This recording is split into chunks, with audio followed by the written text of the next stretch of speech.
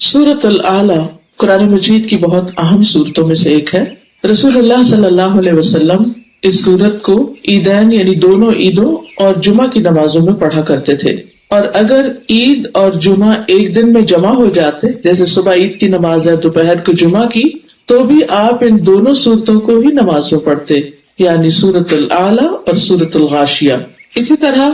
آپ نے یہ سورت ظہر کی نماز میں بھی پڑھی اور فجر کی نماز میں بھی، اور وتر کی پہلی رکعت میں آپ سبح اسم ربک الاعلی پڑھتے، اور اس کے بعد قل یا ایھا الکافرون، اور تیسری رکعت میں قل ھو اللہ احد۔ اس سے اندازہ ہوتا ہے کہ اس سورت کی کتنی زیادہ اہمیت ہے، یا اس میں جو میسج ہے ہم سب کے لیے وہ کتنا امپورٹنٹ ہے کہ آپ صلی اللہ علیہ وسلم اس کو بار بار ذکر کرتے ہیں، اس کو بار بار پڑھتے ہیں، اور خصوصاً بڑے اجتماعات میں، بڑی گیدرنگز میں، جیسے جمعہ کی گیدرنگ بڑی ہوتی ہے، عید کی بڑی ہوتی ہے۔ تو اسی طرح آپ صلی اللہ علیہ وسلم اس کے ساتھ سورۃ الغاشیہ جس میں آخرت کا بہت ذکر ہے اس کا ریمائنڈر دیا کرتے تھے۔ بار بار پڑھنے کا مطلب یہ ہے کہ انسان ان باتوں کو ہمیشہ یاد رکھے کہ انسان کی نیچر میں بھولنا، ایک چیز ایک وقت میں سوچتا ہے، پڑھتا ہے، جانتا ہے، سنتا ہے، اس کے دل پر اس کا اثر ہوتا ہے، پھر آہستہ آہستہ وہ کسی دوسری جگہ پر ہوتا ہے تو وہ پچھلی بات کا اثر ختم ہو جاتا ہے،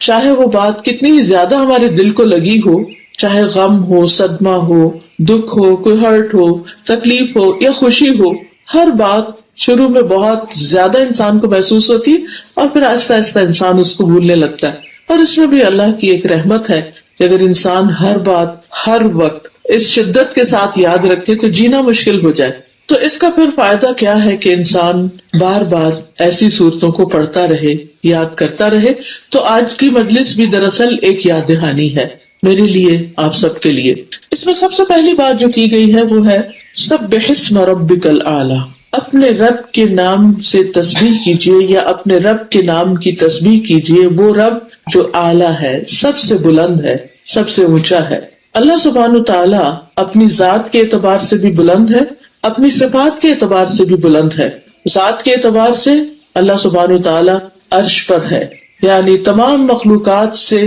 اوپر عرش ہے، اور عرش کے بھی اوپر ہے اللہ رب العزت۔ عام طور پر لوگ کہتے ہیں نا کہ اللہ سبحانہ تعالیٰ ہر چیز کے اندر ہے، وہ یہاں بھی ہے، وہاں درخت میں بھی ہے، اور سمندر میں بھی ہے، اور ادھر نہیں۔ اللہ سبحانہ تعالیٰ کی شان کے خلاف ہے یہ بات، اس کا ایک مقام ہے، ایک مرتبہ ہے، اور یہ ہماری فطرت میں بھی ہے۔ اگر ایک بچے سے بھی آپ پوچھیں کہ اللہ تعالیٰ کہاں ہے تو وہ فوراً اوپر کی بات کرے گا کہ اوپر، کیونکہ اللہ سبحانہ تعالیٰ کی ہماری زندگی میں جو اہمیت ہے، یا جو مقام ہے، جو قدر ہے، جو محبت ہے، تو ہم سب کیا چاہتے ہیں کہ جب بھی اس کے بارے میں سوچیں تو بلندی کے بارے میں، اونچائی کے بارے میں، اوپر ہونے کے بارے میں۔ سورۃ المؤمنون میں آتا ہے فَتَعَالَى اللَّهُ الْمَلِكُ الْحَقُّ لَا إِلَٰهَ إِلَّا هُوَ رَبُّ الْعَرْشِ الْكَرِيمِ، پس بہت بلند ہے اللہ جو سچا بادشاہ ہے، اس کے سوا کوئی معبود نہیں، عزت والے عرش کا رب ہے۔ پھر اسی طرح عرش کی بلندی کو اگر آپ دیکھیں تو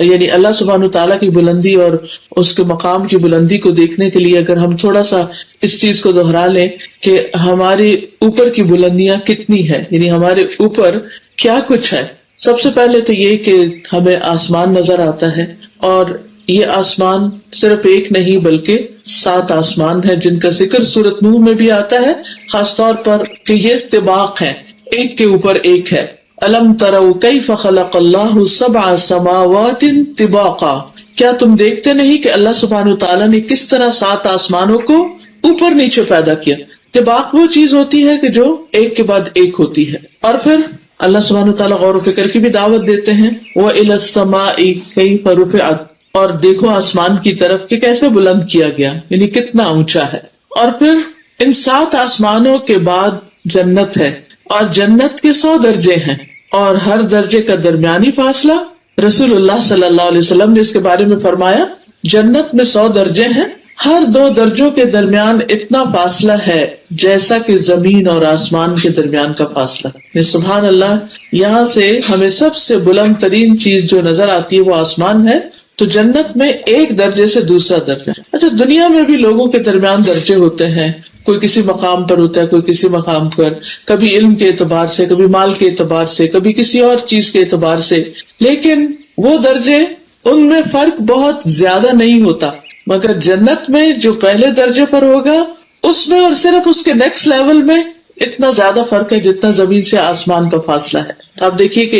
एक एक दर्जा पाने के लिए इंसान को फिर कितनी तलब तड़प तमन्ना नियत और कोशिश की जरूरत है। फिर फरमाया कि फिरदौस उसका आला तरीन दर्जा, सबसे ऊपर का दर्जा है, उसी से जन्नत की 4 नहरें निकलती हैं और उसके ऊपर अर्श है। और जब भी तुम अल्लाह से सवाल करो तो जन्नतुल फिरदौस का करो, यानी आला तरीन मकाम का, क्योंकि जब इंसान आला का सवाल करेगा तो फिर क्वेश्चन भी अपनी आला करना शुरू करेगा। मुजाहिद एक मुफस्सिर हैं, वो इस आयत की तफसीर में जो सूरत मरियम में आती है वक़र्रबनाहु नजिया, उसके बारे में कहते हैं कि 7वें आसमान और अर्श के दरमियान 70,000 पर्दे हैं। यानी देखिए कि वो फासला बजाते खुद फिर और बहुत ऊंचा है। और अल्लाह ताला मूसा अलैहिस्सलाम को अपने करीब करते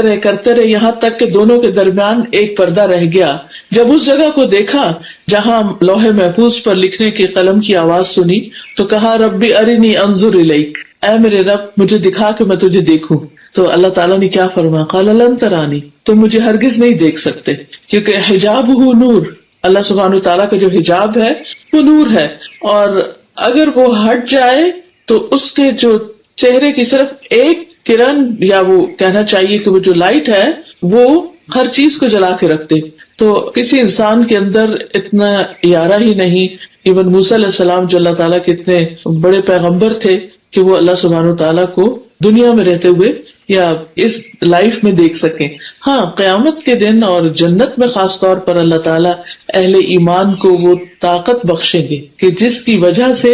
वो अल्लाह ताला को देखने के काबिल हो सकेंगे। और जब अल्लाह ताला को देखेंगे तो उसके बाद जन्नत भी उनकी निगाहों में बहुत छोटी हो जाएगी। यानी सबसे बड़ी यानी कि हाइट ऑफ डिलाइट जो है एक इंसान के लिए कि जिससे उसकी वाकई सेटिस्फेक्शन हो सकती है, वो सिर्फ अल्लाह सुब्हानहु ताला का दीदार है। उससे कम की जितनी भी चीजें हैं उनको इंसान देखता है, वक्ती तौर पर खुश होता है, फिर थोड़े दिन के बाद उसकी कदर इंसान की निगाहों से हट जाती है, फिर उसके बाद कुछ और देखता है, लेकिन ये सेटिस्फेक्शन हो ही नहीं सकती जब तक कि एक मोमिन अपने रब को ना देख ले। फिर ये भी हमें मालूम है कि 7वें आसमान पर बैतुल मामूर भी है, जिसमें हर रोज 70,000 फरिश्ते तवाफ करते हैं, और जिसने एक बार तवाफ कर लिया उसकी बारी क़यामत तक नहीं आएगी। रसूलुल्लाह सल्लल्लाहु अलैहि वसल्लम ने फरमाया, ये सही बुखारी की रिवायत है कि मेरे लिए बैतुल मामूर खोल दिया गया। इसे हमें तो बड़ा शौक होता है ना कि काबा के अंदर किसी तरह जाएं, तो मेराज पर नबी सल्लल्लाहु अलैहि वसल्लम के लिए बैतुल मामूर को